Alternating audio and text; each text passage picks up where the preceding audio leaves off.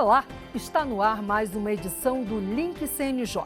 Aqui você acompanha assuntos da justiça que impactam o seu dia a dia em reportagens e conversas exclusivas com personalidades do mundo jurídico.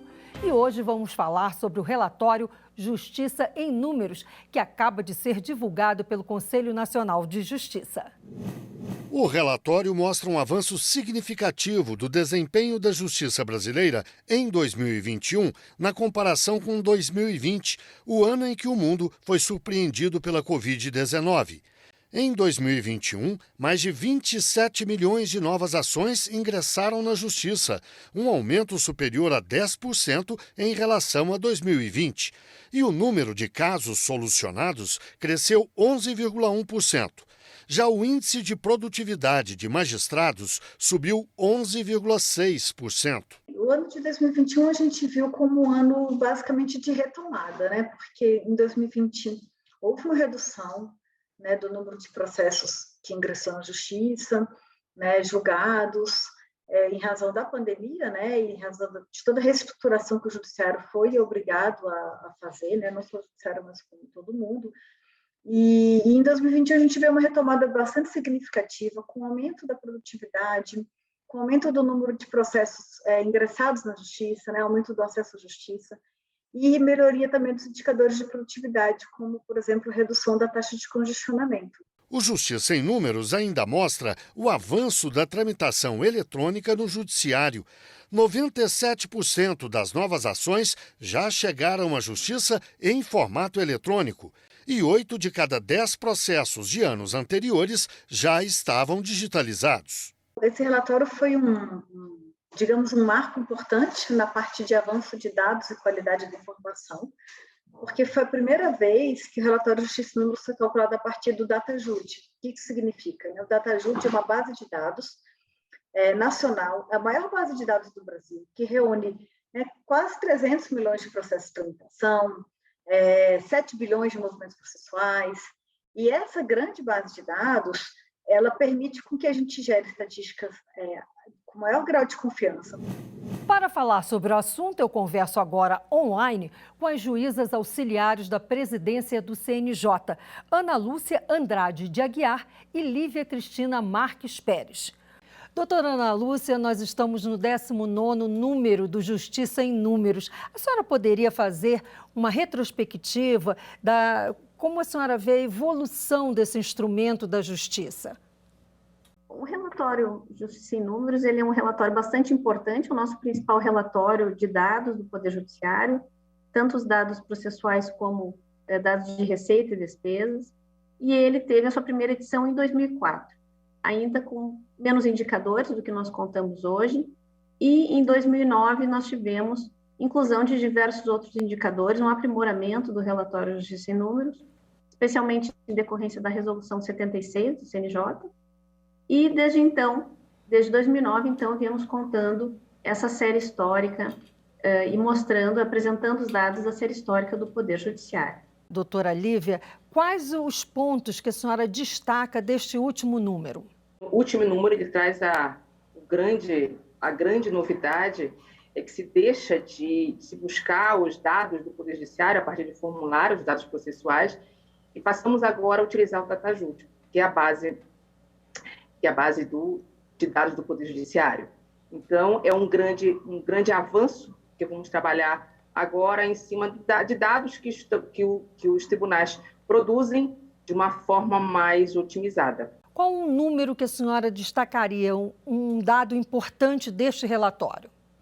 Um dado importante desse relatório, comparado com 2020, foi um ano de pandemia. 2021 a gente ainda também consegue receber os efeitos da pandemia, mas só que ele já consegue mostrar que houve um acréscimo de 10% no número de casos novos, que é a retomada dos números do judiciário tal qual nós tínhamos em 2019. Doutora Ana, o relatório ele trabalha com dados atualizados da Justiça. Qual a importância disso para o trabalho que é prestado pelo Judiciário brasileiro? A importância é o Judiciário conhecer os seus próprios números, né? E, com isso, tomar diversas ações de políticas públicas e também internas de administração dos tribunais. Então, é importante saber a quantidade de processos que cada vara e cada magistrado vem julgando, a quantidade que entra de casos novos, a quantidade de processos que são baixados e aquilo que fica, não é? Aquele acervo pendente. Isso tudo é muito importante para a administração. E se nós não temos o registro desses dados lá na ponta, pelos magistrados e servidores, e a coleta desses dados e o tratamento pelo CNJ, toda essa política judiciária e a administração ficaria bastante prejudicada. Então, isso é bastante relevante para o Poder Judiciário, e por isso que é um relatório tão aguardado, tão esperado tanto pelo Poder Judiciário como pela comunidade em geral, na medida em que o relatório é um retrato, não é, da atividade do Poder Judiciário. Doutora Lívia, a senhora teria um exemplo prático para mostrar a importância do Justiça em Números? Por exemplo, o que ele impactou que a Justiça pôde alterar para melhorar o atendimento?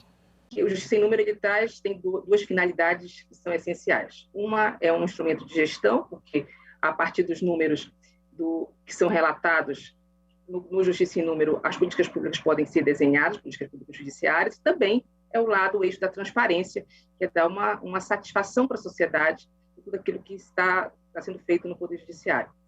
Em matéria de alinhamento entre o dado, entre a gestão de dados e uma ação específica do Poder Judiciário, eu poderia citar as ações previdenciárias, que elas seguem, né? O Justiça em Número ele relata isso, do 2021, elas continuam como as ações mais demandadas na Justiça Federal. Então, assim, que os números em matéria de casos novos, a matéria previdenciária, ela continua como um assunto mais demandado na Justiça Federal, e, em paralelo, tem todo um esforço do CNJ, Conselho da Justiça Federal, para se lançar o PrevJude, que é uma ferramenta de automação da comunicação entre Judiciário e INSS. Então, é fundamental esse levantamento de dados, a gente conhecer o dado, para a gente conseguir pensar numa ação mais efetiva e uma resposta para o cidadão. Porque o nosso serviço é um serviço público, essencial, e que ele precisa ser sempre aprimorado para melhor entrega àquele que está buscando. Doutora Ana, há pouco a doutora Lívia fez uma referência ao DataJude. A senhora poderia falar mais sobre esse instrumento? O DataJude é a base de dados do Poder Judiciário desde o ano de 2020, e ele reúne, então, todas essas informações de dados processuais dos tribunais. E, então, nesse relatório Justiça em Números do ano de 2022, ano base 2021, houve essa mudança de metodologia. Então, antes, os tribunais eles enviavam, por meio de um formulário, os seus números. Eles calculavam localmente e nos informavam. E os CNJ simplesmente apresentavam, né, faziam uma compilação desses dados e apresentavam essas informações. E, atualmente, então, com o DataJude, com essa nova base de dados, os dados eles são centralizados aqui no CNJ, é feito um cálculo uniforme, e são essas informações que foram apresentadas nesse relatório desse ano. Então, é uma alteração de metodologia que é bastante interessante, porque confere uma maior padronização das informações dos tribunais nos termos dos dados processuais. A senhora acredita, doutora Lívia, que seria possível trabalhar hoje, o Judiciário prestar um bom serviço sem esses dois instrumentos, o Justiça em Números e o DataJude? Impossível, Marta. Impossível a gente pensar num retrocesso do Poder Judiciário. Hoje estamos caminhando mais e mais para estabelecer uma atuação a partir das evidências. Então, é impossível se imaginar que o Judiciário ele pode retroceder sem olhar para os dados, sem examinar todo o nosso contexto a partir de uma estatística, e a partir dali a gente pensar na melhoria da prestação jurisdicional. Até porque também outro ponto que é de extremo relevo são os processos eletrônicos. A nossa realidade hoje é de processo eletrônico. Está com um acervo, e o Justiça em Números mostrou isso, um acervo de mais de 80% de processos já no formato eletrônico. A gente já mudamos o nosso formato de atuação daquela justiça que trabalhava com autos físicos e passamos agora para uma justiça digital. Isso com todos os desafios que uma justiça digital ela também desperta, que é a questão dos excluídos digitais. Então, a nossa realidade é essa, é de justiça digital, mas sem desconsiderar a necessidade de olharmos para aquele grupo de jurisdicionados, de cidadãos que precisam acessar, precisam do serviço jurisdicional e que não tem acesso à tecnologia. Eu vou pedir licença um instantinho para as senhoras para a gente fazer um pequeno intervalo. O Link CNJ volta já.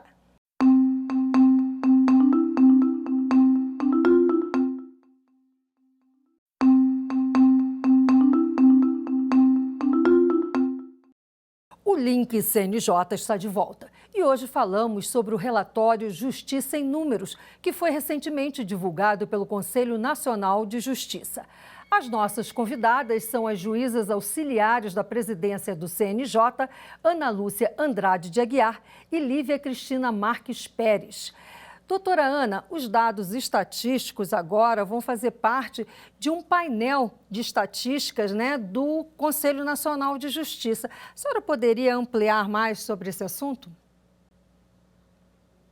Então, nós lançamos agora em fevereiro deste ano o painel de estatísticas do Poder Judiciário, e nesse painel contém todos os dados processuais de todos os tribunais, inclusive de cada unidade judiciária, ou seja, de cada vara e de cada gabinete de tribunal. É um painel bastante relevante porque permite que a sociedade e também os servidores e os magistrados eles consigam acompanhar aqueles números mês a mês e não apenas anualmente como temos feito até este ano. Um exemplo prático, na questão de adoções no Brasil, um assunto que é muito importante para nós.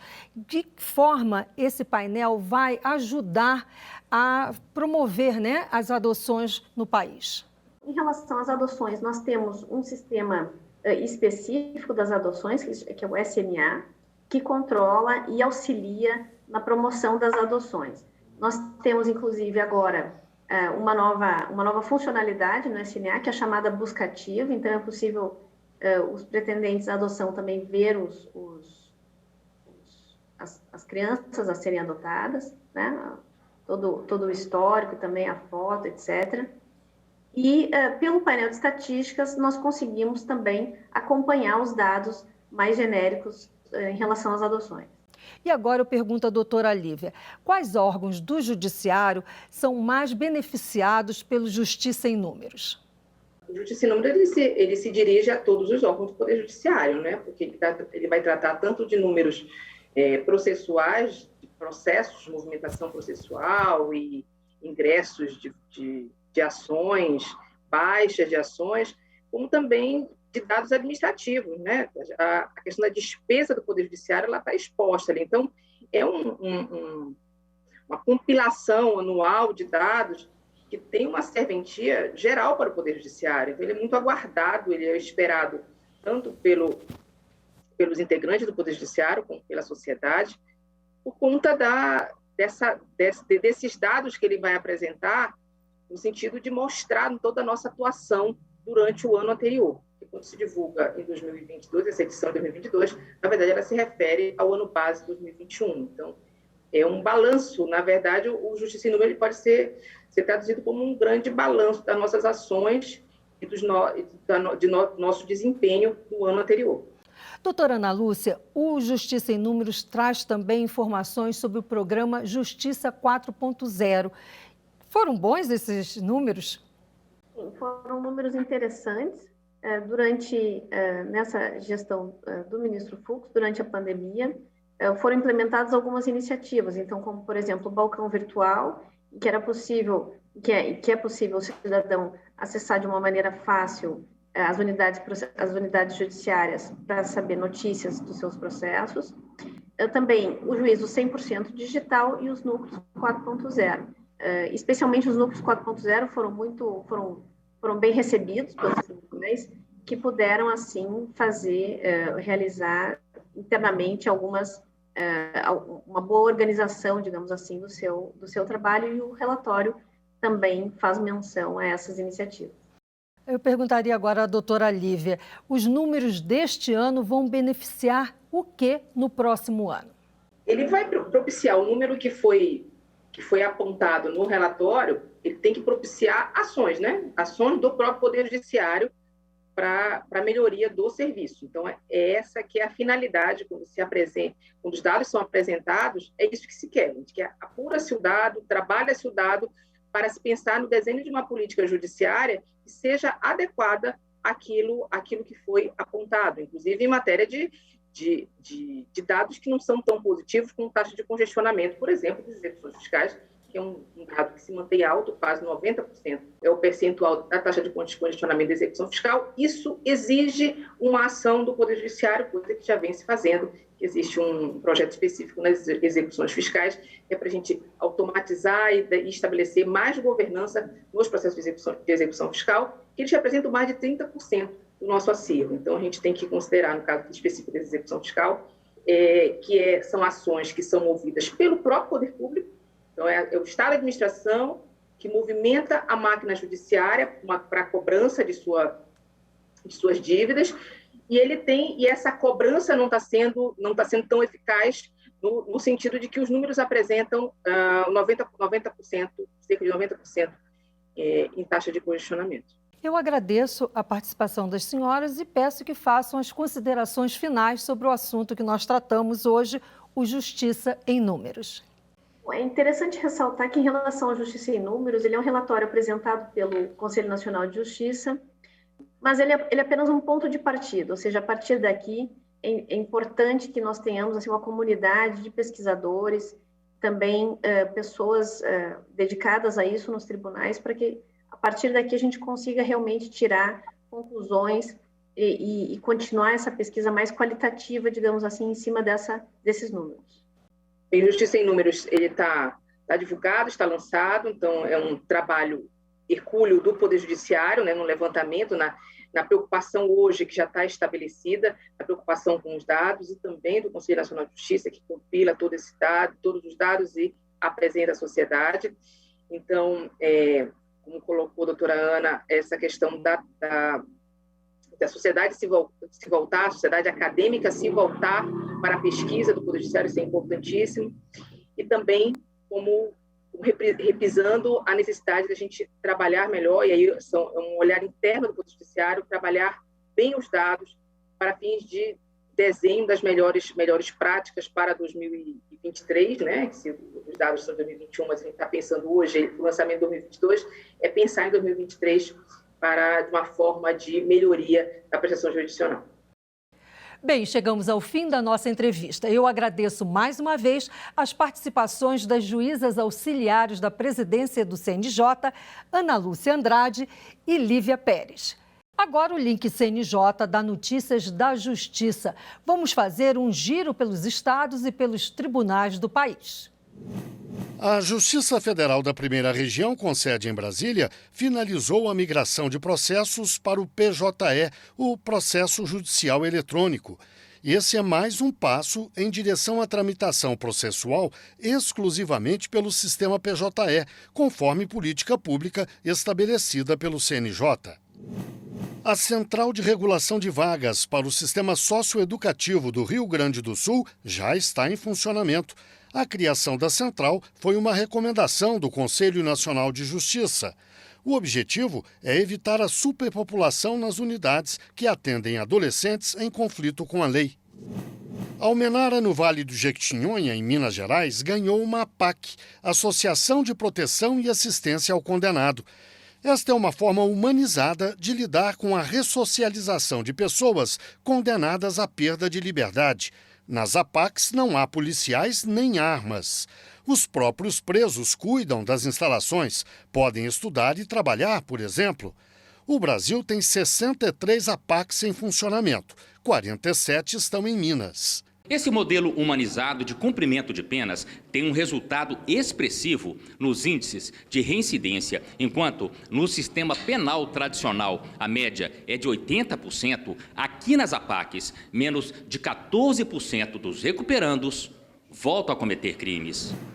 É hora do CNJ nas redes. Vamos ver algumas das postagens que marcaram a semana nas redes sociais do CNJ. Olá, pessoal! Imagens íntimas ou cenas de estupro não podem ser divulgadas. Esse tipo de conteúdo não é entretenimento. Infelizmente, ainda é necessário fazer esse tipo de alerta. A lei que criminalizou a importunação sexual também estabelece que é crime a divulgação por qualquer meio, inclusive pela internet, de fotografias, vídeos ou registro audiovisual que contenha pornografia ou nudez sem o consentimento da vítima. A gente explica mais sobre esse tema em uma publicação nas redes sociais. Mudando de assunto, nas últimas semanas falamos sobre a diferença entre mediação e conciliação. E agora explicamos o que é necessário para ser conciliador ou mediador. Pessoas que queiram participar de curso de formação de mediadores judiciais ou de conciliadores devem entrar em contato com o Núcleo Permanente de Métodos Consensuais de Solução de Conflitos ou com os Centros Judiciários de Solução de Conflitos e Cidadania dos tribunais. Quem não possui capacitação pode procurar o tribunal ou acessar o site da Escola Nacional de Formação e Aperfeiçoamento de Magistrados para ver as entidades formadoras reconhecidas na respectiva jurisdição e o calendário de cursos. Não é necessário ser formado em Direito. Ainda sobre conciliação, entre os dias 7 e 11 de novembro, todos os tribunais do país vão realizar a 16ª Semana Nacional da Conciliação. A nossa dica é: quer conciliar? Procure agora mesmo o tribunal da sua região para que seu processo entre na Semana da Conciliação. Mas é importante lembrar que você pode conciliar em qualquer época do ano, pois esse é um serviço oferecido de forma contínua. Eu fico por aqui, até a próxima!